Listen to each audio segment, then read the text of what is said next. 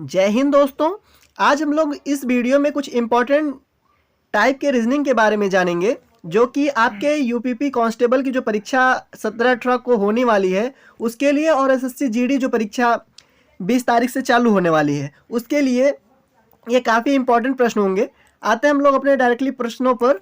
जैसे पहला प्रश्न क्या पूछ रखा है, इसमें देखें आप, इसमें दे रखा है कि दिए गए प्रश्न में संबंधित संख्या ज्ञात कीजिए। अगर संबंधित संख्या हमें ज्ञात करना हो तो हम लोग सबसे पहले क्या देखेंगे, पहले जो सिंगल रेशियो में मतलब एक सिंगल अनुपात में जो संख्याओं के बीच संबंध रहेगा वही दूसरे के बीच में भी रहेगा। अब आप पाएंगे इसमें जो सबसे पहले वाली है, इसमें आप देखें कि 7 का अगर स्क्वायर करोगे, क्यूब करोगे, मतलब स्क्वायर का मतलब जो उसकी पावर बढ़ती है, क्यूब करोगे या फिर उसकी पावर 4 करोगे, फिर भी आप नहीं पाओगे कि 133 आएगा। ठीक, अब यहाँ से जो 133 लाना है ये कैसे आ सकता है, प्लस से, इतना बड़ा दोनों के बीच में डिफरेंस है, प्लस से आ नहीं सकता, माइनस से कोई बात ही नहीं होती, डिवीजन की भी कोई बात नहीं हो सकती। तो इसमें ऑप्शन क्या बचा हम लोग के पास, मल्टीपल का। अब हम लोग देखेंगे कि इन दोनों को कितना मल्टीपल करें कि 133 आए, इसीलिए डायरेक्टली हम लोग डिविजिबल करते हैं। अगर 133 को हम 7 से डिवाइड करते हैं तो क्या पाएंगे, 7 1 जा 7 होगा, ठीक, 6 बचेगा 63, 7 9 जा 63, मतलब कह सकते हैं कि इसमें जो मल्टीपल हो रहा है वो 19 का हो रहा है। 7 इंटू 19 कर रहे हैं तो कितना मिल रहा है हमें, 133। सेम उसी तरह दूसरे में करते हैं, 9 इंटू 19, तो 9 इंटू 19 करोगे तो क्या पाओगे, 9 इंटू 19 जब आप करोगे तो वो टोटल होता है 171 के इक्वल। मतलब कह सकते हैं कि ऑप्शन नंबर सी इसका करेक्ट आंसर है। आई होप आपको ये प्रश्न समझ में आया हो। इसी तरह और भी जितने प्रश्न होंगे आप उनको सॉल्व करने की प्लीज़ कोशिश करिएगा। अब देखिए अगले प्रश्न का जो रीजनिंग है वो किस तरीके का है। ये उसमें था संबंधित संख्या के बीच में था, और इसमें संबंधित शब्द के से रिलेटेड रीजनिंग पूछा है। तो आप इसमें सबसे पहले प्रश्न को ध्यान से पढ़ेंगे। उन स्वेटर में क्या रिलेशन हो सकता है, कह सकते हैं कि उन स्वेटर में जो रिलेशन होता है वो निर्माण के, मतलब जो निर्माण होता है उसके बिहेवियर पे होता है। तो उनसे स्वेटर का निर्माण हो सकता है, तो दूध से किसका निर्माण होगा, माँ से दूध का निर्माण होता है, लेकिन दूध से माँ का निर्माण नहीं होता है, इसीलिए ऑप्शन नंबर ए गलत है। सेम प्रोसेस जैसे माँ के लिए वैसे गाय के लिए भी है, क्योंकि दूध से गाय का निर्माण नहीं होता, गाय से दूध का निर्माण होता है, तो ये भी ऑप्शन गलत है। पशु दूध में वही संबंध है जो गाय से है, तो ये भी गलत है। ठीक, अब देखिए दूध से क्या बन सकता है, दूध से दही बन सकता है, तो हमारा ऑप्शन नंबर डी एकदम सही आंसर होगा। आई होप आपको ये समझ में आया हो। अगले वीडियो पे मतलब अगले प्रश्न पे आते हैं। अगला प्रश्न क्या कह रखा है, इसमें आपको सबसे पहले एक श्रृंखला दिया है जिसमें आपसे लुप्त संख्या ज्ञात करने को बोल रहा है। ठीक, लुप्त संख्या ज्ञात करने के लिए आप क्या पाएंगे, या तो एडिशन होगा, या तो सब्ट्रैक्शन होगा, या तो डिवीजन होगा, या तो मल्टीपल होगा। ठीक, यही 4 प्रोसेस होता है। ठीक, अभी कभी कभार ऐसा होता है ना कि उस एक ही में सब कुछ करने लगता है, तो लेकिन इसमें सब हो ये जरूरी नहीं है, हर प्रश्न में सब नहीं होता है। आते हैं अपने प्रश्न पर। इसमें 7 से आप 6 के बीच में जो डिस्टेंस पाओगे वो क्या है, +5 का, और 76 से 69 अभी प्लस हो नहीं रहा। देखिए यही है रीजनिंग, इसीलिए ये टफ हो जाती है। 76 से 69 के बीच ये माइनस हो रहा है, और कितने का माइनस हो रहा है, 76 से आप कितना माइनस करो कि 69 बचे, तो पाओगे आप कि यहाँ -7 का हो रहा है। ठीक, वैसे इसमें जाओगे 65 से 74 +5 हो रहा है, और इसमें जाओगे 74 से 67 में तो -7 हो रहा है। ठीक, अगले में भी 5 का प्लस हो रहा है, तो आने वाला नंबर जो होगा इसमें 7 माइनस होगा। अब आप 72 से 7 को माइनस करो। आप जब 72 को 7 से माइनस करोगे तो पाओगे कि आंसर जो है वो 65 आ रहा है। मतलब 65 जो है वो ऑप्शन नंबर बी में स्थित है, इसीलिए हमारे ऑप्शन नंबर बी सही हो जाएगा। अगले प्रश्न पे आते हैं। अगला प्रश्न कह रहा है कि निम्नलिखित को तार्किक क्रम में व्यवस्थित कीजिए। अब ये जो आपको रीजनिंग का ये खंड मतलब इस तरह का प्रश्न पूछेगा, वो जनरली आपको कोई क्रम दे देगा, जैसे रिलेशन दे देगा किसी चीज़ का, उसमें पूछेगा कि उसकी व्यवस्था कैसे हो सकती है। देखिए पहले ऑप्शन पढ़ते हैं। धागा है हमारे पास, पौधा है, साड़ी है, कपास है और कपड़ा है। तो इसमें आप सबसे जो निम्न स्तर का है, मतलब जो सबसे शुरुआती दौर है उसको चूज करें। पौधे से किसका निर्माण होता है? पौधे से किसी मतलब ऐसी चीज का निर्माण होता है जो या तो कोई जैसे कि कोई वस्तु हो, जरूरी नहीं है मतलब ऐसी वस्तु जो पौधे से निर्माण हो। तो पौधे से हम लोग किसका निर्माण कर सकते हैं? पौधे से कपास का निर्माण करते हैं। मतलब 2 के बाद 4 आ गया। कपास से किसका निर्माण होता है? कपास से आप साड़ी का डायरेक्ट निर्माण कर नहीं सकते हो, ना ही कपड़ा का कर सकते हो। तो कपास से किसका निर्माण, कपास से आप किसका डायरेक्ट निर्माण करोगे? धागा का। तो 2 के बाद 1 आ गया। उसके बाद धागे के बाद कपड़े का निर्माण होगा, तो 1 के बाद 5 कपड़े के बाद साड़ी का निर्माण होगा। तो ऑप्शन नंबर 3। ये आप 2 4 1 5 3 किस क्रम में मिल रहा है? तो आप पाओगे 2 4 1 5 3 ऑप्शन नंबर बी में मिल रहा है, इसीलिए इसका ऑप्शन नंबर बी सही आंसर हो जाएगा। अगले प्रश्न पे आते हैं। अगला प्रश्न क्या कह रहा है? अगला प्रश्न कह रहा है कि आपको कुछ समीकरण दिया गया है, उसके आधार पर आपको हल करना है। मतलब वो एक अनसुलझा समीकरण है। अनसुलझे से आप यहाँ इस सिद्धांत का पालन कर सकते हैं कि आप अगर मल्टीप्लिकेशन और जोड़ देख रहे हो तो ये केवल इफ कर रहा है। इफ का मतलब कि ये माना गया है, ये सही नहीं है, इसीलिए ट्राई मत कीजिएगा कि 6 × 3 × इतना। आपको इसमें दिमाग लगाना है कि ये किस फॉर्म में दिया है।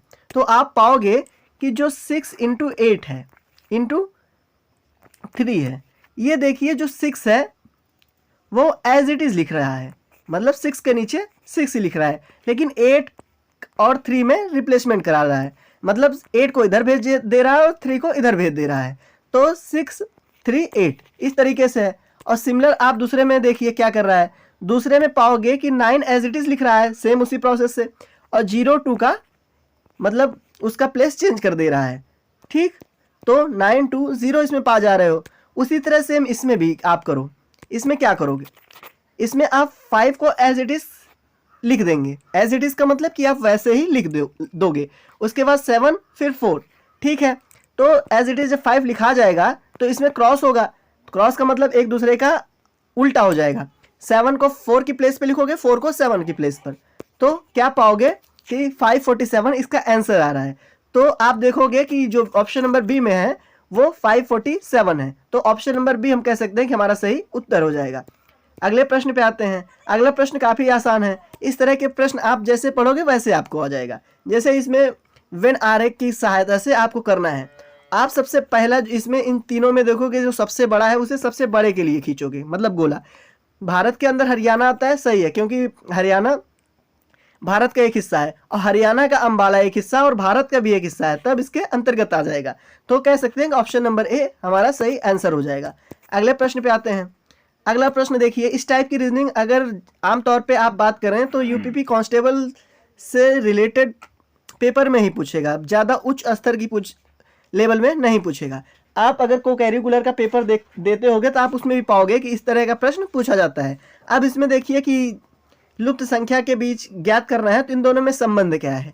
आप अगर 5 6 को प्लस करोगे तो 11 आएगा, 18 से माइनस करोगे तो 11 में से 18 माइनस करोगे कभी 12 आएगा नहीं, मतलब हम लोग प्लस नहीं कर सकते, इन दोनों का प्लस नहीं कर सकते।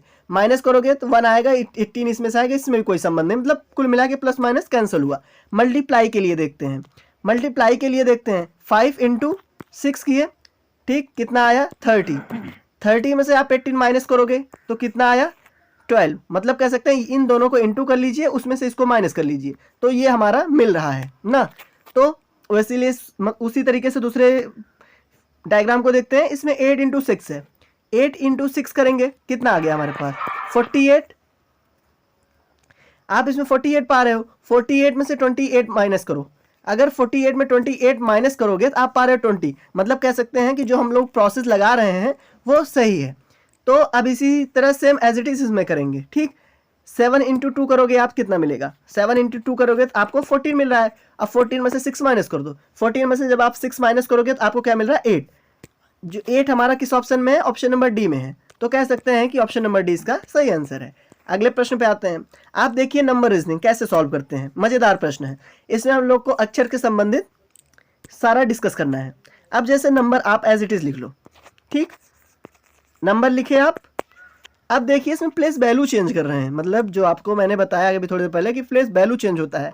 तो प्लेस वैल्यू क्या चेंज हो रहा है, एन को और यू को दोनों एक अपोजिट भेज रहे हैं। आप देखोगे कि पहले यू है फिर एन है, इन दोनों का एक अपोजिट हो गया।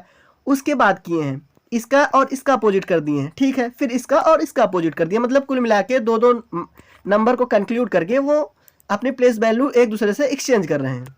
अब उसी तरह हम घोस्ट में देखते हैं, जो GHOST हमारा दे रखा है, अगर घोस्ट को लिखें हम लोग तो आप इन दोनों को एक दूसरे से इंटरचेंज करो, ठीक किए आप, तो क्या हो गया HG, समझ में आया आपको।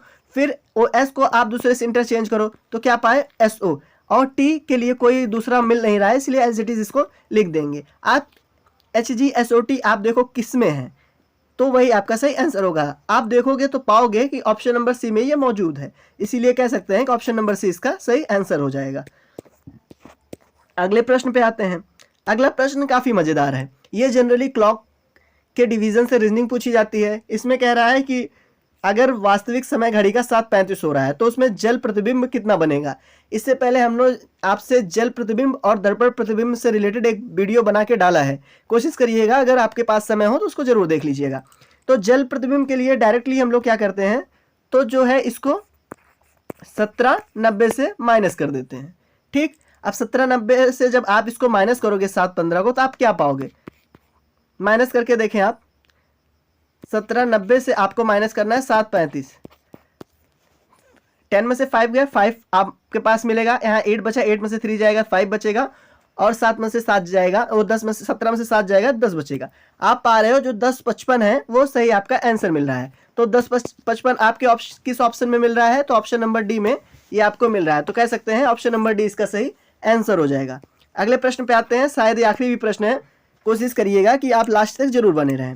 इसमें आपको कॉम्प्रिहेंशन से रिलेटेड प्रश्न पूछा है। इस तरह के प्रश्नों में सबसे पहले आप कथन को अच्छे से पढ़ लें, कथन से ही रिलेट कर लें कि इसमें क्या क्या नहीं हो सकता है।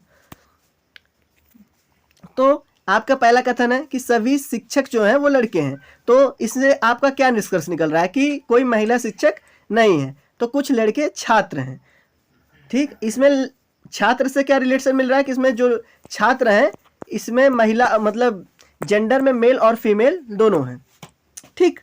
तो अब निष्कर्ष देखते हैं, कुछ छात्र लड़के हैं और कुछ शिक्षक छात्र हैं। आपको इसमें कह रखा है कि पहले ऑप्शन में कुछ शिक्षक लड़के हैं, ना कि कुछ शिक्षक छात्र हैं, तो ऑप्शन नंबर 2 हमारा गलत हो गया। ये देखिए दूसरा एजम्पशन क्या है, पहला एजम्पशन क्या है, कुछ छात्र लड़के हैं, तो ये हमारा सही है। मतलब कह सकते हैं कि जो आप ऑप्शन नंबर ए है सिर्फ निष्कर्ष एक से ही आप सहमत हैं, इसका ऑप्शन नंबर ए सही आंसर हो जाएगा। आई होप आपको वीडियो पसंद आई होगी, अगर पसंद आई होगी तो प्लीज़ कमेंट जरूर करिएगा। Thank you.